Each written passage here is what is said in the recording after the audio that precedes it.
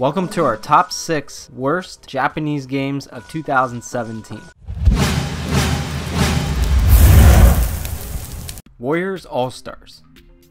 Take a bunch of characters from Koei Tecmo's different franchises and put them into one game, and what do you get?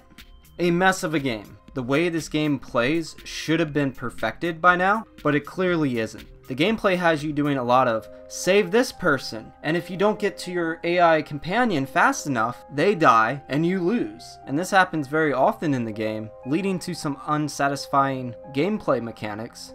The game's story was okay, but nothing too compelling. It is also missing so many characters that were in past Warriors Orochi games, and it had a crazy amount of DLC costumes at launch, $40 worth to be exact. If you want to play a Warriors game with a mesh of all these characters, go back to Warriors Orochi 3 Ultimate, and that'll give you a more satisfying experience. Gun Pixies.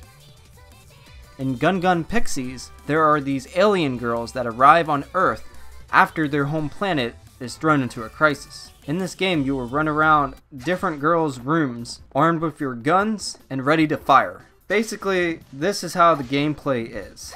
It's like Toy Story with girls, but not in a good way. It is really terrible, and I suggest never buying this game. If it ever comes to North America, don't even look at this game. It is so awful. If you like looking up graphically terrible girls' skirts, you might enjoy yourself in this game for about 5 to 10 minutes. But after that, that's it. It's not a good game. I don't recommend it, and you should definitely skip this game. And it's sad too, because this is one of my favorite developers, Compile Heart.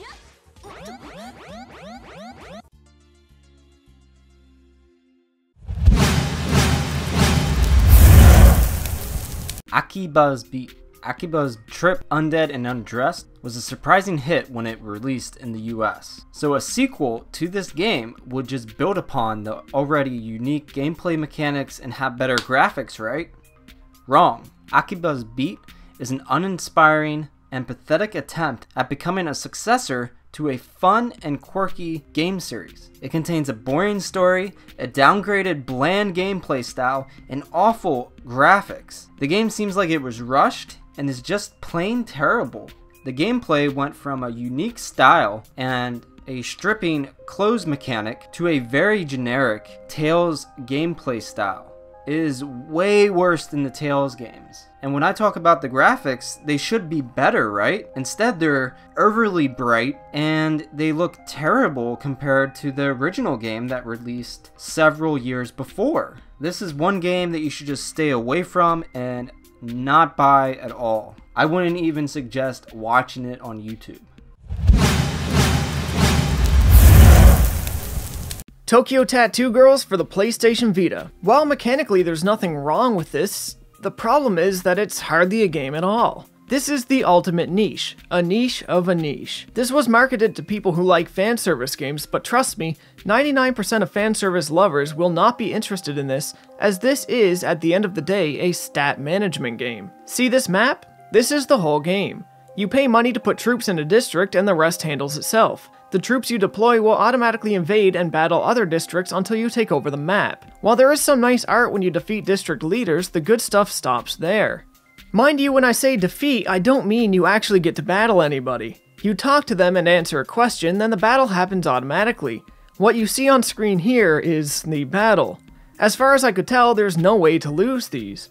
You keep going until you control the whole map, or when your honor meter is depleted, it's game over. Using money, you can give the girls tattoos, which give them more abilities and social skills, but ultimately gameplay will always be spending money to balance stats on a pretty static map. Aside from its deceptive marketing and its ability to not appeal to anybody, among its many sins include terribly delayed controls that make it just uncomfortable to play, a small, pretty forgettable soundtrack, a runtime of 30 minutes or 3 hours if you beat the game with all 6 characters, art that has been scaled to obscene levels of distortion, a pretty poor story I won't even bother to go over for the type of game this is, generally uninteresting characters, gameplay based entirely on RNG, and a trophy list that demands you play an obscene amount. You'd think with what I showed here, this would be a free-to-play mobile game decked to the teeth with microtransactions, but nope. All these problems and more can be yours at the atrocious price of $30 in my native country of Canada.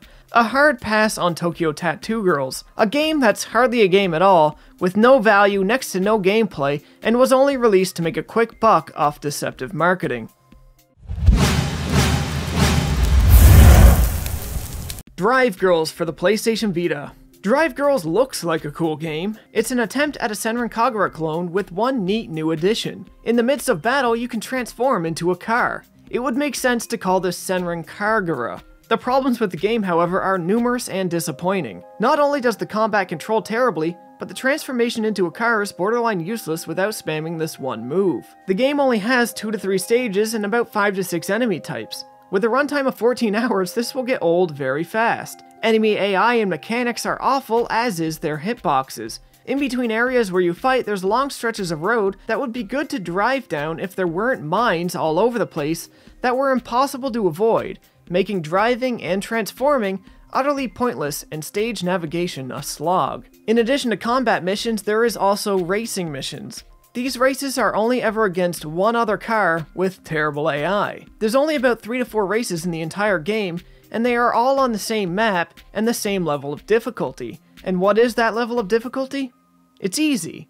As in, the races are nearly impossible to lose. There's very little in the way of bosses, and most are just reskinned giant forms of main characters. It's too easy to find environment objects to clip through, and the textures and frame rate suffer really terribly. The best thing in the game is the average voice acting, but the writing it's used on is about as bad as its god-awful story. There is only one piece of story-specific artwork in the game, and the fan service is heavily lacking. At the end of the day, this is a failure as a hack-and-slash game and as a fan service title. Through and through, playing this game is a terrible, headache-inducing experience that I could only see the truly insane or deprived actually enjoying. Beating this game was a chore, but not quite as much of a chore as our number 1 position.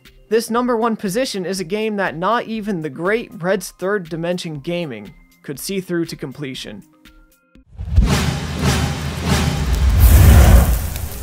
And the worst game we played in 2017 is Schoolgirl Zombie Hunter.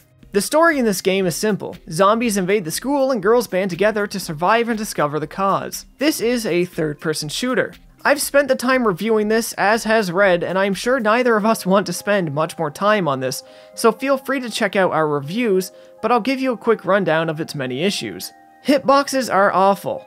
Accuracy is dependent on RNG. Textures outside of the girls is terrible. Environment detection is also terrible. Enemy AI and party AI is quite possibly the worst I've ever seen. Why am I hitting the zombie back there when I'm trying to aim my broken camera at this one here? What are these two here even reacting to?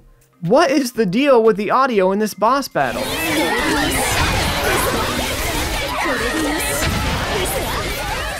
There's only about 5 enemy types in the game, and there's only 2 stages. Control is awful and delayed. Animations are terrible. Melee attacks for half of the characters are useless. Frame rate suffers to the point where you'll drop inputs with regularity. The game, though I beat it, is nearly unplayable, which is why I don't know a single person outside of myself who completed it. The soundtrack is small, and 80% of it is pretty bad. Sound design is also awful. Dialogue and translation is awful. Back foes around. Foes around is one word, but it will greatly deplete, also one word. All these things and more made what could have been a fun parody of B-grade schlock an absolutely maddening experience. For the first time in years, I actually felt anger while playing a game. As per the positives, the fan service is okay despite the characters' faces having an uncanny valley feel to them. The game is only about 7 to 9 hours long, which would normally be a negative to me, but with a game like this, it comes as a blessing in disguise.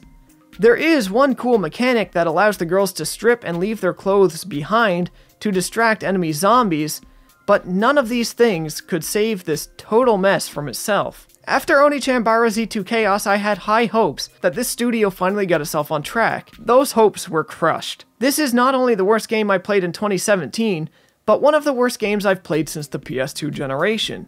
And that's all I'm going to say on it. My name is Tarks Gauntlet, and I'd like to say thanks to Red's Third Dimension Gaming for having me, And maybe next time if we collaborate again, it'll be on something that's actually fun to talk about.